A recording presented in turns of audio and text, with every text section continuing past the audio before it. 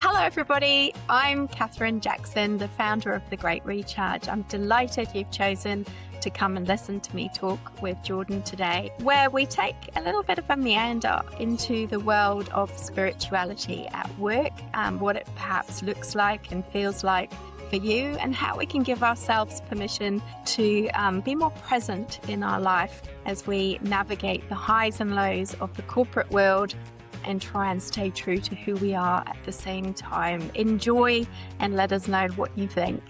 Well, Kathryn Jackson, welcome to the podcast. I'm so happy to be having a chat with you today. That's absolutely lovely to be talking. Now, just as a reminder and just for listeners, the first time that I met you was last year, late 2025, in Wellington, and you were delivering a workshop on curiosity. It was a great session, and it really kind of pinged on my radar because it felt like we were stepping outside of the normal spaces of the kind of workshops that get run in these kind of sessions.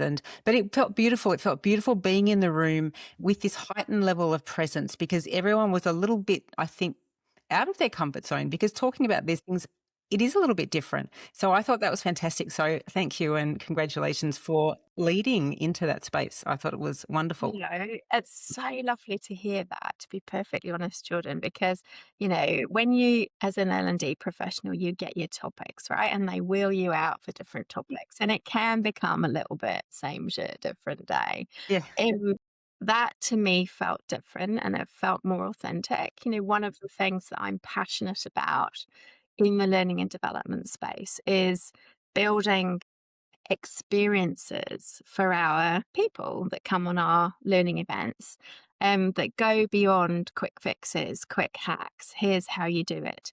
And because I think, building on the curiosity topic, this is where humans I find are kind of losing their way a little bit. We're relying on ChatGPT to give us the answer, AI to fix our problems. We're losing that sense of critical inquiry and deep insight, deep personal self-awareness and insight that comes with being a person on the planet.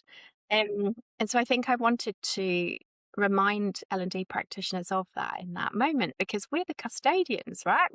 We're the guardians of what happens on training and development courses within organizations. And goodness, if we forget that, half an hour webinar online with 3 hacks to take away at the end isn't going to fix it, then who the heck is? Yeah.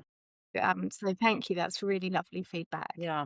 I loved it because I think that it comes with a real sense of ownership because we can all own that sense of curiosity. We can explore it any which way that we like and we can all find meaning and we can all experiment with it. We can try different things, which I think is fantastic. So yeah, that pinged on my radar a lot. But what also pinged on my radar was a couple of weeks later when you posted on LinkedIn a conversation about spirituality in the world of work. Mm. And this really interests me because I think it's one of the things that people struggle to talk about. And I think it's something that we can be curious about. And I also feel like it's something that feels like it's the right time to have a rebalance because, in the world of work, we're encouraged to be very logical, very rational, and we've lost that sense of embodied wisdom and intuition that really is a nice sensory reset to help us feel balanced, I think. And so I really wanted to talk to you about that space, and maybe we can start with how do you see spirituality in the world of work working together? Yeah. So I think, it's important, I think, to acknowledge that spirituality as a concept means different things to different people. So because of the work that I do, what I wanted to do was correlate it to resilience. I wanted to understand how did it play a part in strength to navigate the plot twists of life. And I think what it boiled down to for the work that I did when I was exploring it, and I want to acknowledge there's a lot of people out there that explore this concept really deeply from different angles. But from my perspective, it came back to hope, the word hope. Um, and so what I found was that spirituality or spiritual, I guess, health mapped back to this sense of feeling like we're part of something bigger. And that gives us hope when we're navigating really, really difficult times because it makes us sort of stay a little bit grounded with Mm. with a sense of perspective. And what I discovered was that sense of hope I guess, comes from different places. So, spirituality, if you say to a general population, what does spirituality mean for you? You might get some people talking really deeply about faith and religion, about how they are connected to their God, their deity, whatever it is that is important to them. But what's beautiful, you might also get people talking about their body or, tuning into how they feel in different parts of their body. And there's a growing movement within the coaching sector, I think, in terms of embodied coaching and practice in that space. What I found with the correlation with hope is that it also comes back to really beautiful things like mountains, nature, the sea, the river, the forest. It also comes back to anything that creates a sense of mindfulness Mhm. or presence. So that would be, lots of different things for lots of different people. For some people, it is, sitting with mindfulness practices, and for other people, it's gardening. And for me, it's horse riding. Anytime I'm riding my horse, I'm totally present. If I'm not, my horse tells me. And so, it was, and actually, the final place that I discovered the sense of spirituality can come from is actually the work that we do, Yeah. because sometimes the work that we do creates hope because it shows us that we're making a difference somehow. Yeah, that's really beautiful. I wonder, there was something that you mentioned, which was, you know, these things can be tools for well-being, but they can be hard to talk about at work or in Mm, the world of yeah, work. Why do you think that is? And I'm particularly interested because I know that you do leadership coaching and you've worked in the yeah, leadership space a lot. What does that mean for leaders? So maybe I'll start there. lovely. I think, do you know what's really funny is sometimes if you're delivering like a really corporate workshop, if you were to lob the word spirituality in the room, you'd get some, you know, some interesting faces, some shutdowns, some kind of poo poos, I think there's also the risk, particularly in the world at the moment, that, leaders are terrified of offending people. And I think it's really hard when it comes to quite a divisive topic like spirituality to talk about it without accidentally offending people. And I think, part of again the work that I love to do is just bring curiosity into that, right? So instead of a conversation about what do you believe in and why, we talk about, what gives you a sense of having a really great day of work, or what gives you a sense of making a difference with what you do. Where do you go to find calm and peace and hope when the world gets difficult? And so Mm. that way, it's much more of a kind of curious conversation rather than a right and wrong conversation. Yes.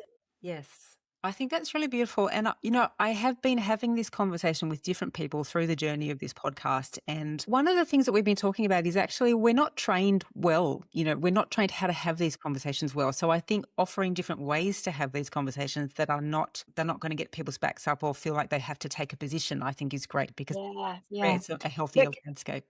and I think, you'll see me shifting because I'm like, oh, now we're getting into stuff.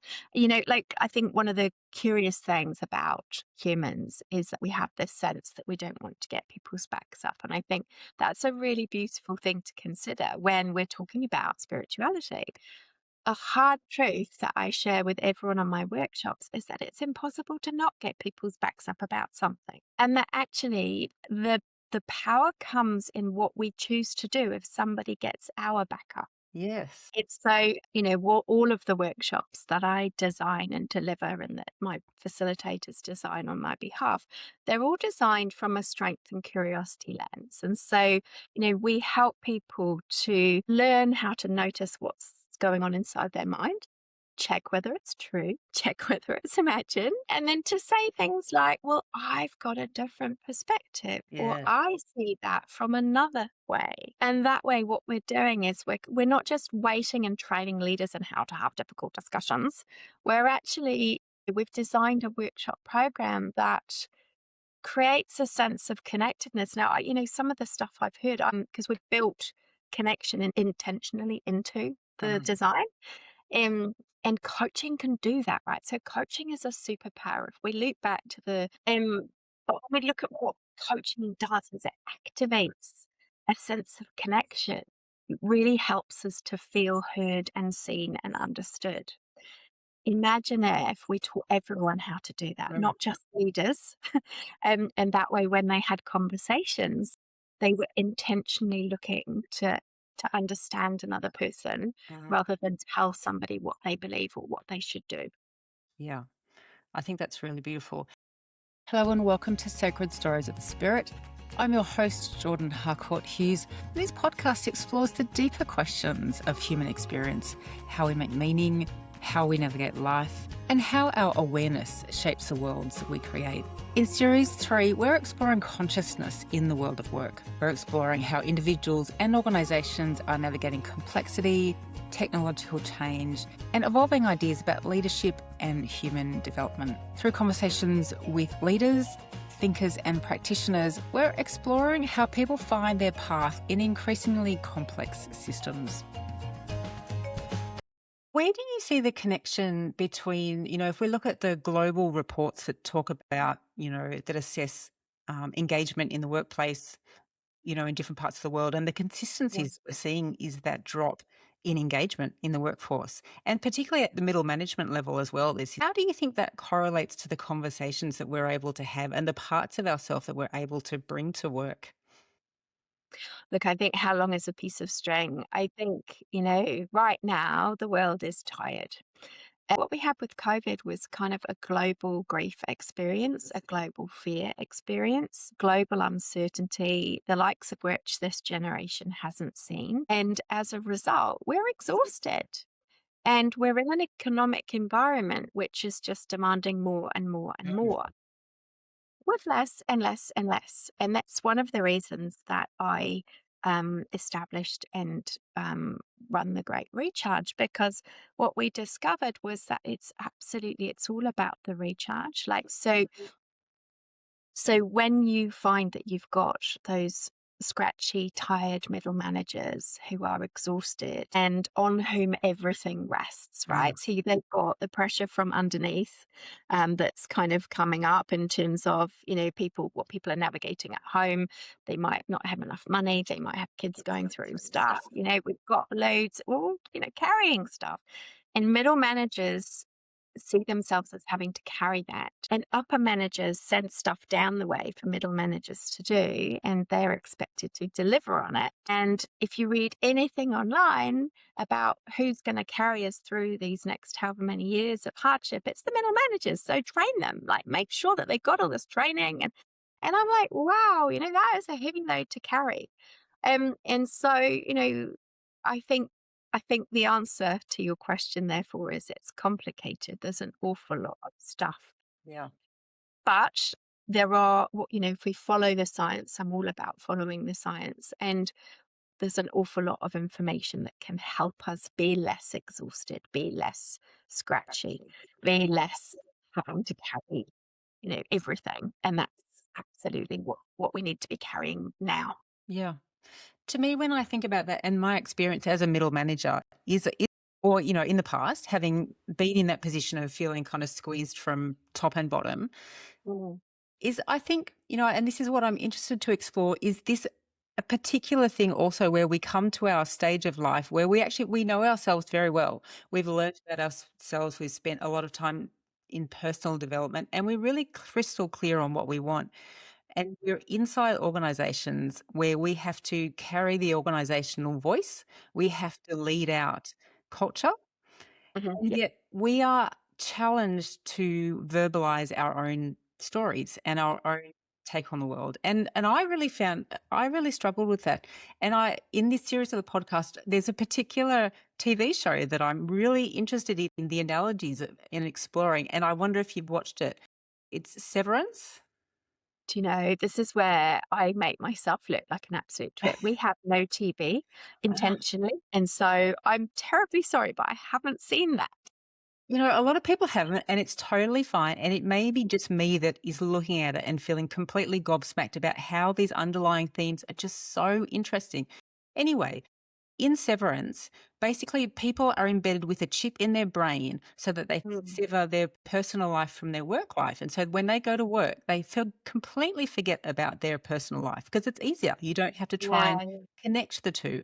And, you know, we come back to this old story of often when we go to work, we feel like we have to leave our personal selves out the door because it's not welcome in the world of work where you have to be, you know, you have to adhere to a certain type of being. And there's these beautiful scenes in the show where they're, you know, they really go into this extraordinary detail about, you know, how they go into work, they go down the elevator, and there's a switch, and you can see in their expressions, they kind of go through this mesmerizing change where they completely forget about their own lives and they're in this new ecosystem where everything is different.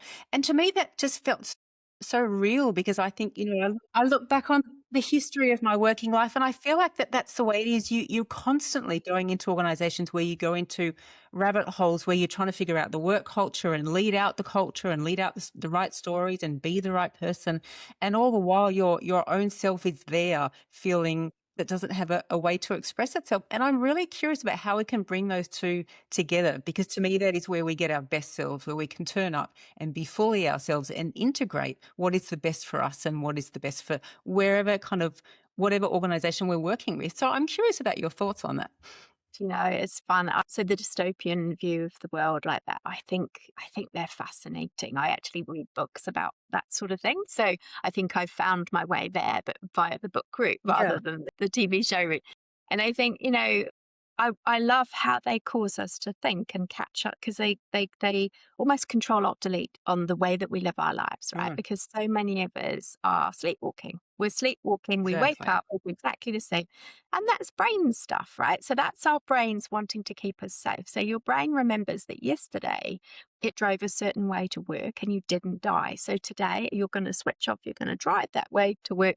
And you know, and it's why we sometimes arrive at work and we almost can't remember getting there. And I think, you know, that is quite telling in itself in terms of how many people are sort of living their lives. I think what you've described though there makes me sad because, you know, I wonder whether we're looking for the answer to be ourselves at work, which is why we have this kind of really spotlight on, you know, psychological safety in workplaces and things like that. You know, how do I create the deeply psychologically safe workplace where everyone can be themselves around here? And the hard truth is that that's not possible. Mm, I think what we need to be aiming for is workplaces where people feel safe to show up in a way that allows them to share who they are, but not necessarily their whole self. Why do I say that? Well, I believe, and this isn't based in science, this is based on my experience of coaching people and being an alive human with a beating heart. I think we've got three versions of ourselves, right? So we've got our public self, and that's the one that we readily show with the world. And I think that's perhaps what you're describing within the workplace. It's that public self. We've got our private self, and that's perhaps a next level back. It's the next layer down. And that's maybe the self that we share with people who we feel more trusting with. They might be close friends, close family, close colleagues, you know? But I think we've also got a secret self as well. And, you know, there are some things about me that I wouldn't even share with my husband, you know, those random thoughts that you get. And you think, bloody hell, please don't ever let me say that out loud. You know, and I think, you know, from that perspective, I think expecting that we can work in a workplace that allows us to share absolutely everything about ourselves is is not possible. However, what we should be able to do is live our values. So where we have values that are really important to us, for example, you know, you were sharing an example there that sounded as though perhaps honesty was something that's really important to you, and that perhaps you weren't finding your way with being able to share. You're talking about, exploring different, you know, how to represent the views of the organisation and reconcile that with what you thought and all that kind of good stuff. And I think, you know, one of the hard truths is that leadership is difficult and that, you know, to some extent we do toe the party line. I'm using inverted commas for those people who aren't watching. And we do sometimes have to make decisions in business that we don't necessarily agree with. I believe it's how we make those decisions and then how we then share the aftermath of those decisions that makes the difference between someone who feels like they can be themselves at work and somebody who feels like they have to become a robot. And as you've described, go down that lift, let go of everything and arrive at work with no emotions. Oh my God, can you imagine it? Imagine if we ran our workplaces with absolutely no emotions and no stories and nobody had any baggage. Wouldn't that be boring and probably quite dangerous? Yeah, no, I like what you say, and I see the sense in it. I suppose what I'm interested in is a vision of the future where we can feel Mm, aligned. And for me, that mm, is back to that embodied state of feeling in our bodies that we are. And I think this goes back to your phrasing around the language of psychological safety in the world of work. So feeling like we are safe, but also aligned. So our intentions are aligned with our own values, as you say, and the world of work. So we don't have to be different. We don't have to, this word code switching, this idea that we have to switch between one code of living and another code of living, which is exhausting. It's very, very tiring. And any way we can reduce that fatigue, I think, is a really nice way to live. absolutely. Yeah. So I'm interested, and maybe this is the last question I'll have for you. And maybe this goes back to being curious again. So Yeah. if we think about the future, and for me, this is my utopia of when we can all feel aligned and healthy at work, where we don't we don't feel drained by having to switch between one person and another. What do you think that feels like? If we're able to be safe at work, be aligned at work, we're able to be curious, we're able to share what spiritual practice means to us to help our sense of hope. What is the Yeah. feeling of that? Because I'm interested in Yeah. what is underneath the words? So if we're talking about what is below the words, what is the feeling?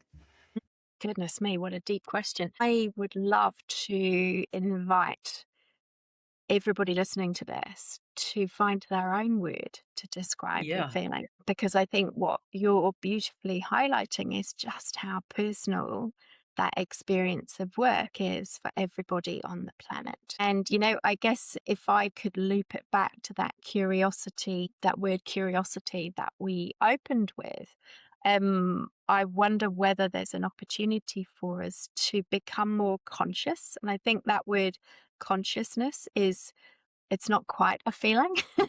um, but it's what I would love us to be much more at work. Yes. We've correlated that where we notice more and become more aware of the intentional choices that we're making, then our well-being and our sense of self can experience more uplift, right? Because we are aware that I'm in a meeting and I'm meeting with other people who don't have the same values that I do, but that's actually okay. I still feel safe because we have worked together on our relationship to the extent where we trust each other more to have disagreements or curious conversations about designing the business into the future. And I think that having that awareness of your core values, your strengths. I'm a massive my background and training is in strength psychology. And so, one of the first things we always would do is look at what your strengths are. But your strengths also, when you're tired and your battery's faded, also become your areas of darkness, right? So, honesty, for example, is one of my own strengths. It's why I recognize it more easily in others. And when my battery is faded or flat, I have to work really hard to make sure I'm not being too honest or not honest enough. And so I think, how do I want to feel? I want to feel able to notice. Mm.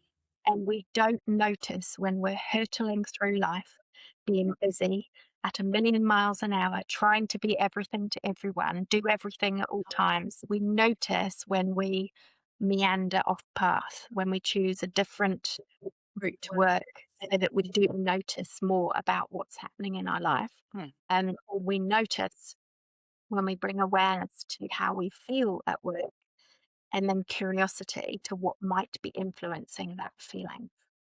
Beautiful. Well, that's wonderful. Thank you, Catherine. I love all of those words, and I'm so pleased that we had the chance to chat today. Where can people find you and find out more about what you're doing at the moment?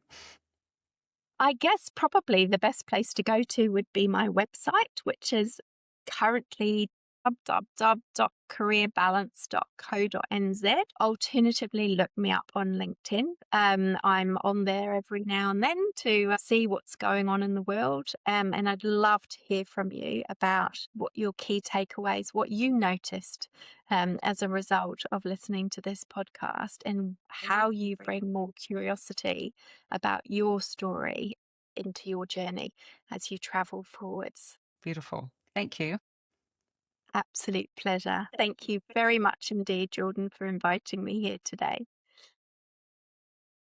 That is the end of our podcast chat with Kathryn today. I really hope you enjoyed it. And I want to thank Kathryn for all the insights and the wisdom that she shared with us today on the theme of curiosity. So we are now going to move into the closing segment of the episode. This is something new for Series 3. This is a segment that will appear throughout the series after each of our guest conversations, and it's called the A to Z of vibrational language. And one of the ideas behind this podcast is that humans, we're constantly navigating complex systems, organizations, careers, relationships, and, just life generally. And we often think that navigation happens through strategy, analysis, kind of mentally thinking it through and planning it, to-do lists. But as humans, we also navigate through something that's far more subtle. That is navigation through sensing resonance. We feel our way. We get a lot of signals. Our body is always hard at work interpreting and understanding, sending messages through our subconscious, through our embodied state into our awareness. And sometimes we operate with that awareness in mind, and sometimes we don't actually kind of connect with it. We're not attuned to it. But resonance is there for us to sense into. It is part of the way that we can use our body as a navigational instrument for finding our path. I think it does have value to think about this in the landscape of work, in the landscape of consciousness, and how all these things come together to help us think about how we are navigating and finding our way. Navigation, pathfinding, moving forward with our careers, our ambitions and goals. So this is going to happen at the end of each episode. You can cut out beforehand or you can enjoy this practice. I really hope you'll stick around. I love this as an idea, as a practice. I think it's helpful.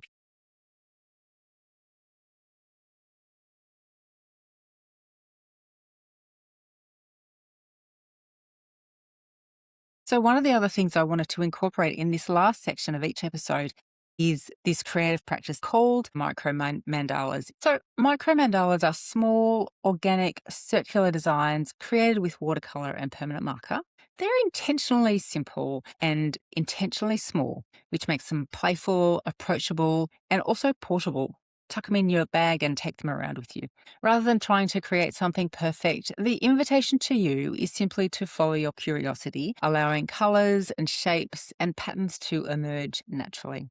So if you'd like to get on board with this playful practice, I have created an introductory workshop which you can find on my website. I'll have the information in the show notes, and that will help you know what kind of little playful tools that will help you to join the fun. So you can find that at jordanharcourthughes.com.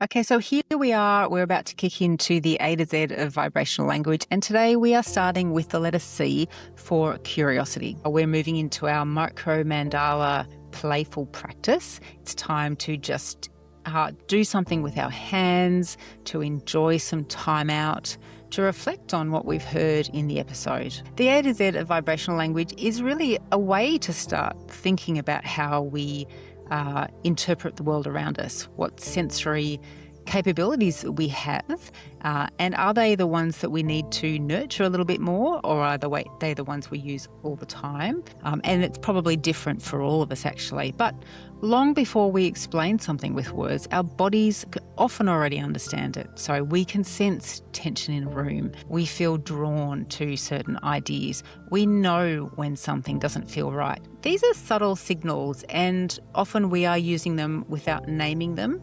But in this series, we're going to not only name them, but go deeper. What else is there? What are the other signals that we could be using to help us navigate our careers and our life more broadly? So I thought curiosity was the perfect place to start. We've had a great conversation today with Kathryn. So how can we think about curiosity and vibrational language in the world of work? So we've already spoken about this idea that in the workplace, we often operate primarily through logic. There are goals to achieve, projects to deliver, tasks to complete, and the language of the workplace is often aligned to delivering on those goals, which is perfectly reasonable. We're there to do a job, but at the same time, we're also human beings finding our way through life.